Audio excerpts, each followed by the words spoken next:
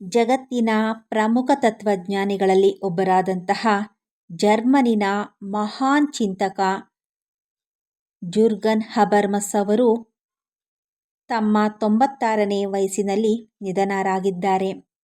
ಸಮಾಜ, ಪ್ರಜಾಪ್ರಭುತ್ವ ಹಾಗೆ ಸಾರ್ವಜನಿಕ ಸಂವಾದದ ಬಗ್ಗೆ ಜಗತ್ತಿನ ಚಿಂತನೆಗಳನ್ನು ಬದಲಾಯಿಸಿದಂಥ ಈ ಮಹಾನ್ ತತ್ವಜ್ಞಾನಿಯ ನಿಧನವು ಬೌದ್ಧಿಕ ಲೋಕಕ್ಕೆ ದೊಡ್ಡ ಆಘಾತವನ್ನೇ ತಂದೊಡ್ಡಿದೆ. ಯಾರು ಈ ಜುರ್ಗನ್ ಹಬರ್ಮಸ್? ಅವರ ತತ್ವಗಳು ಜಗತ್ತಿನ ರಾಜಕೀಯ ಹಾಗೆ ಸಮಾಜದ ಮೇಲೆ ಏಕೆ ಇಷ್ಟೊಂದು ಪ್ರಭಾವವನ್ನು ಬೀರಿದೆ ಅನ್ನೋದನ್ನು ನಾವು ಈ ವಿಡಿಯೋದಲ್ಲಿ ತಿಳ್ಕೊಳ್ಳೋಣ. Okay viewers, welcome back to our YouTube channel. Jurgen Habermas ಅವರು 1929ರಲ್ಲಿ ಜರ್ಮನಿನಲ್ಲಿ ಹುಟ್ಟಿದ್ದಾರೆ. ಅವರು ಬೆಳೆದ ಕಾಲದಲ್ಲಿ ಯುರೋಪ್ ದ್ವಿತೀಯ ಮಹಾಯುದ್ಧದ ಭೀಕರ ಪರಿಣಾಮಗಳನ್ನು ಅನುಭವಿಸ್ತಾ ಇತ್ತು. ಈ ಹಿನ್ನೆಲೆಯಲ್ಲೇ ಸಮಾಜ, ರಾಜಕೀಯ ಹಾಗೆ ಜನರ ನಡುವಿನ ಸಂವಾದದ ಮಹತ್ವವನ್ನು ಅವರು ಆಳವಾಗಿ ಅಧ್ಯಯನವನ್ನು ಮಾಡಿದ್ರು. ಅವರು ತತ್ವಶಾಸ್ತ್ರ, ಸಮಾಜಶಾಸ್ತ್ರ ಹಾಗೆ ರಾಜಕೀಯ ತತ್ವಗಳಲ್ಲಿ ಶಿಕ್ಷಣವನ್ನು ಪಡೆದ ನಂತರ ಜಗತ್ತಿನ ಪ್ರಮುಖ ಚಿಂತಕರಲ್ಲಿ ಒಬ್ಬರಾಗಿದ್ದರು. ಹಬರ್ಮಸ್ ಅವರ ಪ್ರಮುಖ ತತ್ವಗಳಲ್ಲಿ ಕಮ್ಯುನಿಕೇಟಿವ್ ಆ್ಯಕ್ಷನ್ ಅನ್ನೋದು ಕೂಡ ಒಂದಾಗಿದೆ. ಈ ತತ್ವದ ಪ್ರಕಾರ ಸಮಾಜದಲ್ಲಿ ಸಮಸ್ಯೆಗಳನ್ನು ಪರಿಹರಿಸಬೇಕು ಅಂದರೆ ಮುಕ್ತವಾದ ಸಂವಾದ ಹಾಗೆ ಪರಸ್ಪರ ಅರ್ಥೈಸಿಕೆ ಅನ್ನೋದು ತುಂಬ ಮುಖ್ಯವಾಗಿದೆ ಅನ್ನೋದು ಅವರ ತತ್ವ.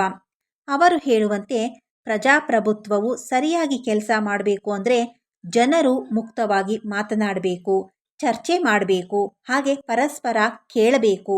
ಅವರ ಈ ಚಿಂತನೆಗಳು ರಾಜಕೀಯ ವಿಜ್ಞಾನ ಹಾಗೆ ಸಮಾಜಶಾಸ್ತ್ರದಲ್ಲಿ ದೊಡ್ಡ ಪ್ರಭಾವವನ್ನೇ ಬೀರಿದವೆ. ಜುರ್ಗನ್ ಹಬರ್ಮಸ್ ಅವರು ಹಲವಾರು ಪ್ರಸಿದ್ಧ ಪುಸ್ತಕಗಳನ್ನು ಬರೆದಿದ್ದಾರೆ. ಅದರಲ್ಲಿ ಅತ್ಯಂತ ಪ್ರಸಿದ್ಧವಾದಂತಹ ಪುಸ್ತಕಗಳು the structural transformation of the public sphere. ಈ ಪುಸ್ತಕದಲ್ಲಿ ಸಾರ್ವಜನಿಕ ಚರ್ಚೆ ಹಾಗೆ ಮಾಧ್ಯಮದ ಪ್ರಭಾವದ ಬಗ್ಗೆ ವಿವರಿಸಲಾಗಿದೆ. ಇನ್ನು ಮತ್ತೊಂದು ಪುಸ್ತಕ the theory of communicative action.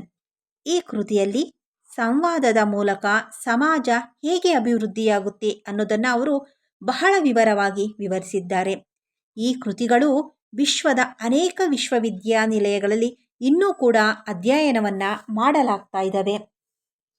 ಹಬರ್ಮಸ್ ಅವರು ಕೇವಲ ತತ್ವಜ್ಞಾನಿ ಮಾತ್ರ ಅಲ್ಲ, ಅವರು ಸಮಾಜದ ಸಮಸ್ಯೆಗಳ ಬಗ್ಗೆ ಸದಾ ಮಾತನಾಡ್ತಾ ಇದ್ದಂತಹ ಸಾಮಾಜಿಕ ವಿಮರ್ಶಕರು ಕೂಡ ಹೌದು. ಮಾಧ್ಯಮ, ರಾಜಕೀಯ ಹಾಗೆ ಜನರ ನಡುವಿನ ಸಂಬಂಧಗಳ ಬಗ್ಗೆ ಅವರ ಚಿಂತನೆಗಳು ಇಂದಿಗೂ ಬಹಳ ಪ್ರಸ್ತುತವಾಗಿದ್ದಾವೆ. ಜಗತ್ತಿನ ಅನೇಕ ರಾಜಕೀಯ ಚರ್ಚೆಗಳು ಹಾಗೆ ಪ್ರಜಾಪ್ರಭುತ್ವದ ವಿಚಾರಗಳಲ್ಲಿ ಅವರ ತತ್ವಗಳನ್ನು ಉದಾಹರಣೆಯಾಗಿ ಬಳಸಲಾಗುತ್ತೆ. 96 ವರ್ಷಗಳ ದೀರ್ಘ ಜೀವನದಲ್ಲಿ ಜುರ್ಗನ್ ಹಬರ್ಮಸ್ ಅವರು ಜಗತ್ತಿನ ಚಿಂತನೆಗೆ ಅಪಾರ ಕೊಡುಗೆಯನ್ನು ನೀಡಿದ್ದಾರೆ. ಅವರ ತತ್ವಗಳು, ಪುಸ್ತಕಗಳು ಹಾಗೆ ಚಿಂತನೆಗಳು ಮುಂದಿನ ಪೀಳಿಗೆಗಳಿಗೂ ಮಾರ್ಗದರ್ಶನವನ್ನು ನೀಡುತ್ತವೆ. ಯುದ್ಧದ ನಂತರ ಜರ್ಮನಿಯ ಅತ್ಯಂತ ಪ್ರಭಾವಶಾಲಿ ತತ್ವಜ್ಞಾನಿಗಳು ಹಾಗೆ ಸಾರ್ವಜನಿಕ ಬುದ್ಧಿಜೀವಿಗಳಲ್ಲಿ ಒಬ್ಬರಾದಂತಹ ಜುರ್ಗನ್ ಹಬರ್ಮಸ್ ಅವರು ಮಾರ್ಚ್ 14ರಂದು ತಮ್ಮ 96ನೇ ವಯಸ್ಸಿನಲ್ಲಿ ನಿಧನರಾಗಿದ್ದಾರೆ. 1960ರ ದಶಕದಲ್ಲಿ ಫ್ರಾಂಕ್ಫರ್ಟ್ ವಿಶ್ವವಿದ್ಯಾನಿಲಯದಲ್ಲಿ ತತ್ವಶಾಸ್ತ್ರ ಹಾಗೆ ಸಮಾಜಶಾಸ್ತ್ರವನ್ನು ಬೋಧಿಸೋದಕ್ಕೆ ಇವರು ಪ್ರಾರಂಭಿಸಿದರು. ಆ ಸಮಯದಲ್ಲಿ ಪಶ್ಚಿಮ ಜರ್ಮನ್ ವಿಶ್ವವಿದ್ಯಾನಿಲಯಗಳಲ್ಲಿ ವಿದ್ಯಾರ್ಥಿಯ ದಂಗೆಗಳನ್ನು ಧ್ವನಿಮುದ್ರಿಕೆಯಾಗಿ ಬೆಂಬಲಿಸಿದರು. ಅವರು ಫ್ರಾಂಕ್ಫರ್ಟ್ ಶಾಲೆಯ ಪ್ರಮುಖ ಸದಸ್ಯರಾಗಿದ್ದರು. ಇದು ಸಾಂಪ್ರದಾಯಿಕ ಮಾರ್ಕ್ಸ್ವಾದದಿಂದ ಭಿನ್ನವಾದಂತಹ ಹೊಸ ಎಡ ದೃಷ್ಟಿಕೋನದಿಂದ ಬಂಡವಾಳಶಾಹಿಯನ್ನು ಟೀಕಿಸುವ ಚಿಂತನ ಸಮೂಹವಾಗಿತ್ತು. ಅವರು ನಾಜಿ ಜರ್ಮನಿಯಲ್ಲಿ ಬೆಳೆದರು ಹಾಗೆ 1980ರ ದಶಕದಲ್ಲಿ ಹತ್ಯಾಕಾಂಡವು ವಿಶಿಷ್ಟ ಜರ್ಮನ್ ವಿದ್ಯಮಾನವೇ ಎಂದು ಪ್ರಶ್ನಿಸಿದ ಸಂಪ್ರದಾಯವಾದಿ ಇತಿಹಾಸಕಾರರೊಂದಿಗೆ ತೀವ್ರ ಚರ್ಚೆಯಲ್ಲಿ ಭಾಗವಹಿಸಿದ್ರು. ಹಬರ್ಮಸ್ ಅವರ ಮರಣವನ್ನು ಅವರ ಪ್ರಕಾಶಕರಾದ ಸುಹ್ರುಕ್ಯಾಂಪ್ ಶನಿವಾರ ಘೋಷಿಸಿದೆ. ಅವರು ಜೂನ್ 1929ರಲ್ಲಿ ಡಸೆಲ್ಡಾರ್ಫ್ನಲ್ಲಿ ಜನಿಸಿದ್ದರು. ಸ್ಥಳೀಯ ವಾಣಿಜ್ಯ ಮಂಡಳಿಯ ಮುಖ್ಯಸ್ಥರಾಗಿದ್ದ ಅವರ ತಂದೆ 1933ರಲ್ಲಿ ನಾಜಿ ಪಕ್ಷವನ್ನು ಸೇರಿದ್ರು. ಯುವಕರಾದಂತಹ ಜರ್ಗನ್ ಅವರು ಹಿಟ್ಲರ್ ಯೂತ್ಗೆ ದಾಖಲಾಗಿದ್ದರು. ಆದರೆ ಎರಡನೇ ಮಹಾಯುದ್ಧದಲ್ಲಿ ಹೋರಾಡೋದಕ್ಕೆ ಇವರು ತುಂಬ ಚಿಕ್ಕವರಾಗಿದ್ದರು. ಯುದ್ಧದ ನಂತರ ಹಬರ್ಮಸ್ ತತ್ವಶಾಸ್ತ್ರವನ್ನು ಅಧ್ಯಯನ ಮಾಡಿದರು.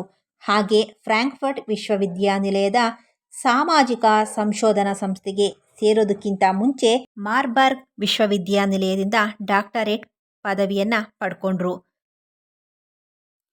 ಮ್ಯಾಕ್ಸ್ ಹಾರ್ಖೈಮರ್ ಹಾಗೆ ಥಿಯೋಡರ್ ಅಡಾರ್ನ ಅವರೊಂದಿಗೆ ಅವರು ಫ್ರಾಂಕ್ಫರ್ಟ್ ಶಾಲೆಯ ಪ್ರಮುಖ ಪ್ರತಿಪಾದಕರಾಗಿದ್ದರು.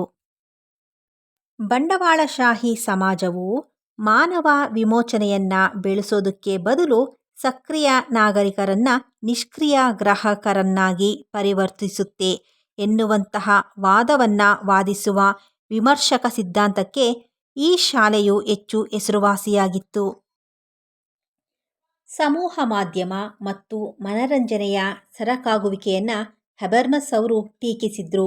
ಸಾಮಾಜಿಕವಾಗಿ ಉತ್ಪತ್ತಿಯಾಗುವ ಸಂಸ್ಕೃತಿಯು ವಿಮರ್ಶಾತ್ಮಕ ಸಾರ್ವಜನಿಕ ಚರ್ಚೆಯನ್ನು ನಾಶಪಡಿಸುತ್ತೆ ಅಂತ ಹೇಳಿ ಅವರು ವಾದಿಸಿದ್ರು.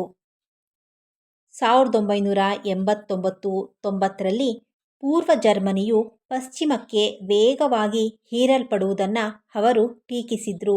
ರಾಷ್ಟ್ರೀಯತೆಯ ಪುನರ್ಜೀವನಕ್ಕೆ ಹೆದರುತ್ತಿದ್ದರು. ಹಾಗೆ ಹೆಚ್ಚು ಕ್ರಮೇಣ ಪ್ರಕ್ರಿಯೆಗೆ ಬೆಂಬಲ ವ್ಯಕ್ತಪಡಿಸಿದ್ರು. 1990ರ ದಶಕದಲ್ಲಿ ಹಬರ್ಮಸ್ ಯುನೈಟೆಡ್ ಯುರೋಪನ್ನು ಸಮರ್ಥಿಸಿಕೊಂಡ್ರು. ರಾಷ್ಟ್ರೀಯತಾವಾದಿ ಪೈಪೋಟಿಗಳ ಪುನರುತ್ಥಾನದ ವಿರುದ್ಧದ ಅತ್ಯುತ್ತಮ ರಕ್ಷಣೆ ಎಂದು ಅವರು ಪರಿಗಣಿಸಿದ್ರು. ಇನ್ನು 1981ರಲ್ಲಿ ಪ್ರಕಟವಾದ ಅತ್ಯಂತ ಪ್ರಭಾವಶಾಲಿ ಕೃತಿ the theory of communicative action, ಮಾನವ ಸಮಾಜಗಳು ರಾಜಕೀಯ ಅಥವಾ ಆರ್ಥಿಕ ಶಕ್ತಿಯಿಂದಲ್ಲ, ಬದಲಾಗಿ ತರ್ಕಬದ್ಧ ಸಂಭಾಷಣೆಯ ಸಾಮರ್ಥ್ಯದಿಂದ ಉಳಿದಿವೆ ಅಂತ ಹೇಳಿ ಅವರು ವಾದಿಸ್ತಾ ಇದ್ರು. ಹಬರ್ಮಸ್ ಹುಟ್ಟಿನಿಂದಲೇ ಸೀಳು ಅಂಗುಳಿನ ಸಮಸ್ಯೆಯಿಂದ ಬಳಲುತ್ತಾ ಇದ್ರು. ಬಾಲ್ಯದಲ್ಲಿ ಅವರಿಗೆ ಪದೇ ಪದೇ ಶಸ್ತ್ರಚಿಕಿತ್ಸೆಯನ್ನು ನಡೆಸಬೇಕಾಗ್ತಾ ಇತ್ತು. ಈ ಅನುಭವವು ಭಾಷೆ ಮತ್ತು ಸಂವಹನದ ಬಗ್ಗೆ ಅವರ ಚಿಂತನೆಯನ್ನು ರೂಪಿಸೋದಕ್ಕೆ ಸಹಾಯ ಮಾಡ್ತು ಅಂತ ಹೇಳಿ ಅವರು ಹೇಳಿದ್ದಾರೆ. ಇಂತಹ ಈ ಮಹಾನ್ ತತ್ವಜ್ಞಾನಿಯು ನಿಧನವಾಗಿರೋದು ಜಗತ್ತಿನ ಬೌದ್ಧಿಕ ಲೋಕಕ್ಕೆ ದೊಡ್ಡ ನಷ್ಟವನ್ನೇ ಉಂಟು ಮಾಡಿದೆ. ಓಕೆ ವ್ಯೂವರ್ಸ್, ಈ ವಿಡಿಯೋ ನಿಮಗೆ ಇಷ್ಟವಾಗಿದ್ದರೆ ಲೈಕ್ ಮಾಡಿ. ಇದೇ ರೀತಿಯ ವಿಡಿಯೋಸ್ಗಳಿಗೋಸ್ಕರ ನಮ್ಮ ಚಾನಲನ್ನು ಫಾಲೋ ಮಾಡೋದನ್ನು ಮರಿಬೇಡಿ.